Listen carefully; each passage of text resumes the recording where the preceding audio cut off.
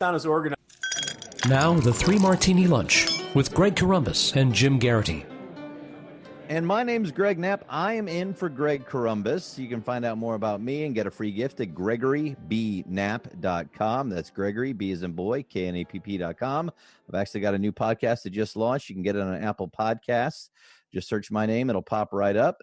Give it a listen and subscribe. And I'm joined by Jim Geraghty. He is the senior political correspondent of National Review, and his Twitter handle is @Jim Geraghty. And this is the Three Martini Lunch. So we'll start with a good martini. Stephanie Grisham is the new White House press secretary. She's there in North Korea. She's trying to get the U.S. press pool through so we can report on what's going on. The North Koreans don't want it. Oh, man, a scrum takes place. Give a listen. U.S. pool.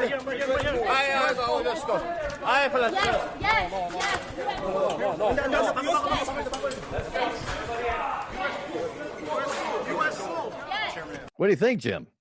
So first of all, for everyone listening to that audio, if you get a chance to go look for the video of this, do so, because it's not as organized as it sounds. It actually sounds even worse than that. It clearly sounds like the North Korean security personnel were not going to allow the U.S. press pool to go through there. Usually you can't have every reporter who's traveling with the president get to be in the room for small rooms when they're doing these one-on-one sorts of things. So you kind of designate 2 or 3 people. Usually it's like one cameraman, one print reporter, and sometimes one radio reporter who get to be in the room, collect it, and then all of their video and audio and information goes back to everybody else. That's what makes it a pool. And for some reason, the North Koreans did not want them to go through there. And it's fascinating. Stephanie Grisham is not a terribly big woman. Trying to hold a little aisle opens for these reporters to come through. So it's kind of a surreal, chaotic scene at the DMZ there.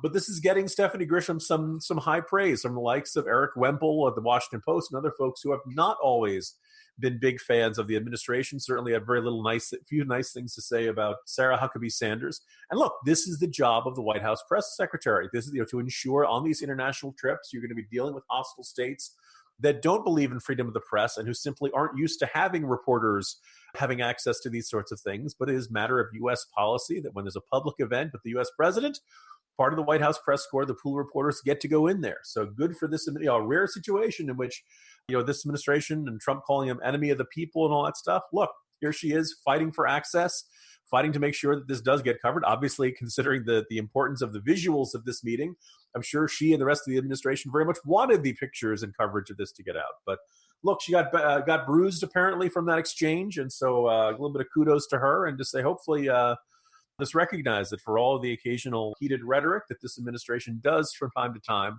stand up for access to reporters when they need it. And I loved, and I don't know if you could hear it in that clip, what I saw was when she kind of body checked the North Koreans to open this little lane. She was going, go, go, go. It was like a military maneuver, right? Very much. It looks like, every White House press secretary usually has some sort of exciting opportunities to await them after they leave government service. I think Grisham may have some hockey contracts in her future. She really checked that guy into the boards pretty tough. So. That was pretty good stuff. Absolutely.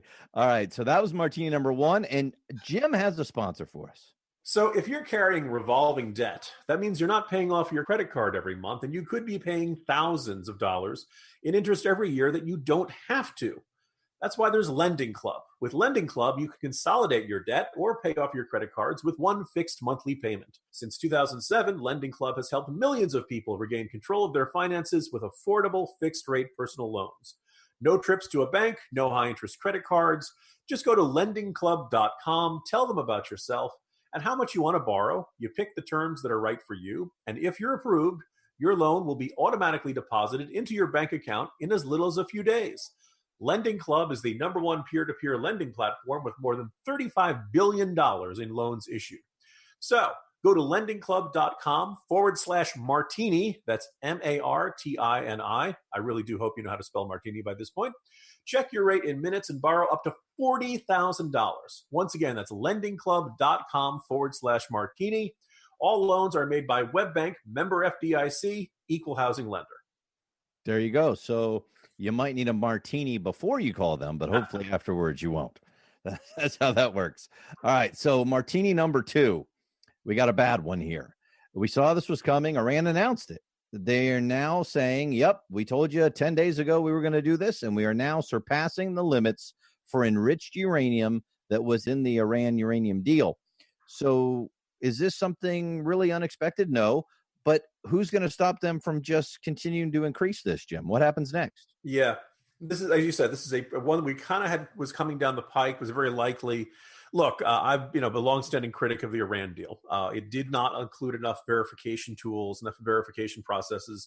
Explicitly said that there would be no international inspections of Iranian military sites. Now, here's the thing: if you want to develop a nuclear weapon in secret, and the rules say we're not allowed to look in this area, that's exactly where you're going to put all of your secret nuclear weapons development. But once the U.S. said, the Trump administration came in, announced they were withdrawing from the Iran deal, there was a possibility that they were going to go down this path, and the Iranian regime was going to say, oh, okay, all right, fine. If you guys are backing out, we're going to back out. We're going to do whatever we want.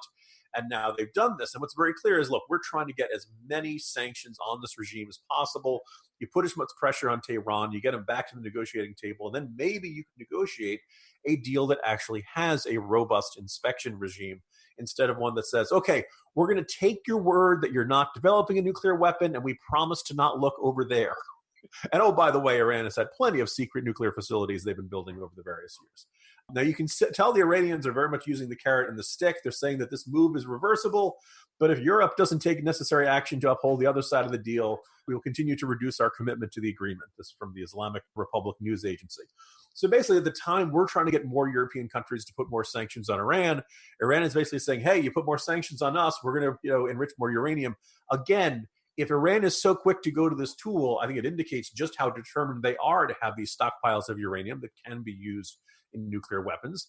Their goal is to have a nuclear weapon and then use it as leverage over the rest of the region. It's going to be a very tough choice for Europe, but my fear is that they will knuckle under, not embrace greater sanctions, and try to give more trade deals to help Iran's economy so the pressure on the regime is lessened.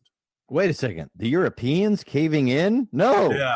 What are the odds of that? No, Jim, I think you nailed it when you're saying they were always doing this. That was the problem. One of the main problems with the deal. There was no way to make sure they weren't doing this. They've always cheated on these deals. It's just like with North Korea. We tried deals with North Korea. We'll give you oil. We'll give you food. We'll help this. We'll help that. And they were always cheating on the deal from day one. So Democrats now are saying, well, this only happened because Trump pulled out of the deal. Where was the evidence they weren't doing this before we pulled out of the deal? And where's the evidence they won't continue to do it no matter what Europe does? Because they saw what happened with North Korea. You get the bomb, you get negotiating power, and you get leverage. Yeah, I mean, in the end, it comes down to who is. Nobody wants a war. Nobody wants a conflict. Although some might argue we are in a low level or secret war on the level of sabotage and other things that are happening in the region, the shooting down of the U.S. surveillance drone, things like that. Basically, this comes down to who wants it more. And in the case of the Europeans, their top priority is avoiding conflict. Well, when that is your top priority, you will all find yourself making concessions over and over again because you're more frightened of them than they are of you. Exactly. Bad negotiating on the part of the Europeans, I suspect, but seems to be very deep in their mindset these days. All right, so let's move on to the crazy martini. We got one left. And this started in, I guess, really the public's view of this, Jim, with the debate last Thursday night when Kamala Harris and Joe Biden got into that famous little back and forth on the idea of busing to desegregate schools. Now, it had been percolating for a few weeks before when Joe Biden was talking about some of the segregationists that he worked with on the Democratic side, and it got everybody talking. But then after that, now we've got Elizabeth Warren talking about busing, and Bernie Sanders are talking about whether we should bus or not. We're talking about now busing. What's going on, Jim? Yesterday, Kamala Harris was asked, she was at a pride parade in San Francisco, and she was asked, what is your position on busing, and what do you think the federal government role should be?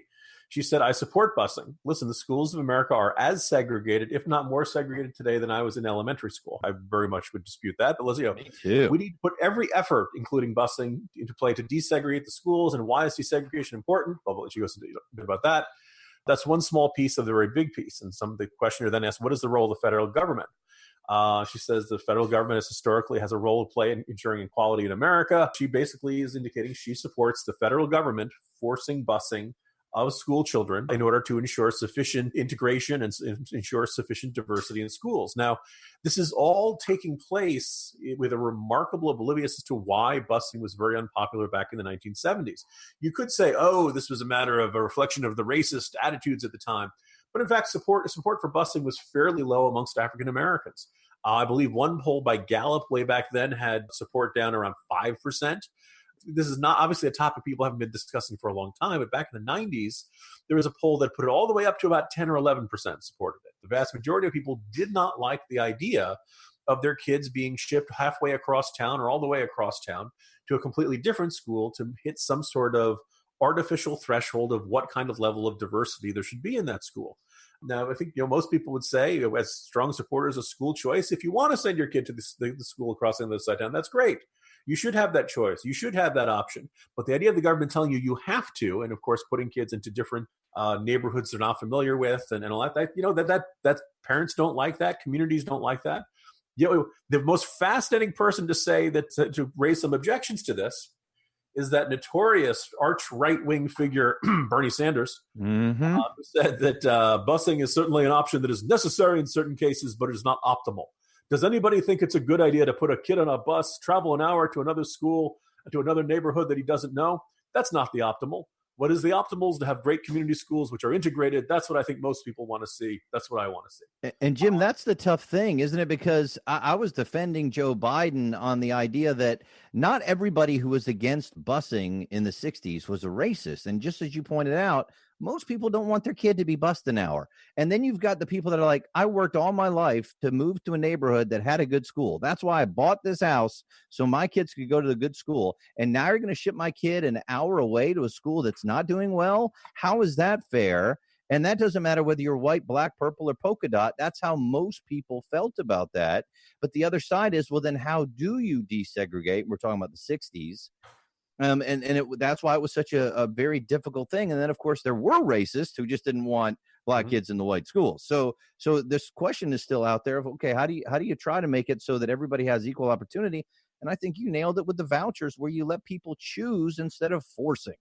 Yeah, it's going to be really fast. My hope is that in the next, they don't have another debate for another month, but my hope is that they actually ask about this. I think it'd be a very interesting show of hands, as they say. Clearly, you had a comment from Harris, a comment from Elizabeth Warren that indicated, although she was kind of vague about it. Sanders is indicating that he doesn't think it's necessarily a good idea, or he calls it not optimal. Should there be should they bring back busing? Should students be shipped to different schools in order to end what turns into de facto segregation, even if there is no legal segregation going on under the law? And my suspicion is that now at least a good chunk of the Democrats running for president would support that. It has never been popular. Maybe another interesting case where their primary base is pulling them in a direction that will probably cost them a great deal in the general election. We'll have to wait and see, but that's what I said made it qualify as our crazy martini of the day. You're absolutely right, Jim. When they're talking about, free healthcare for illegal immigrants, getting rid of all private health insurance, rebusing for so-called segregated schools, they're going about as far left as we've ever seen in Democrat primary debates. So we'll see what the American people think. Oh, Jim, I was going to throw this at you. So as they're talking about how this is so horrible that supposedly we're resegregating K through 12, we've got colleges where they're voluntarily segregating, saying we need a dorm for people of color. We need a student union just for people of color. So they're choosing to segregate when they're in college, yet we're being told we've got a bus to desegregate K through 12. It's getting really crazy. This is the sort of issue where if the Democratic nominee does support this position, it's very easy to picture Trump just devouring the opponent on this issue. Because even if they'd said, like, you could even make an argument to say, well, if a community believes that busing kids across school is needed to generate better, education outcomes for everybody, if down the road some other town decides to do that, I believe in local control, and it'd be all right. If you guys really think this is what's best for your community, you guys go ahead and do it. But that's not what the Democrats are talking about. Harris is quite explicit. This needs to be, come down from on high on stone tablets from Washington, D.C. And I think that would really drive even people who might like the idea in theory would probably have serious problems with the Department of Education kind of forcing this upon school districts. Yeah, especially once it becomes your kid who's bused an hour away. That's when it starts to hit home, right? All right. Well, Jim, we appreciate it. That's all three of the martinis today. Jim Geraghty, he is the senior political correspondent of National Review. And you can follow him on Twitter at Jim Geraghty. And my name is Greg Knapp, GregoryBKnapp.com. Check out my new podcast. It's called Find Your Purpose, Live Your Passion. Give it a listen and subscribe on Apple Podcasts. We'll see you again for the 3 Martini Lunch.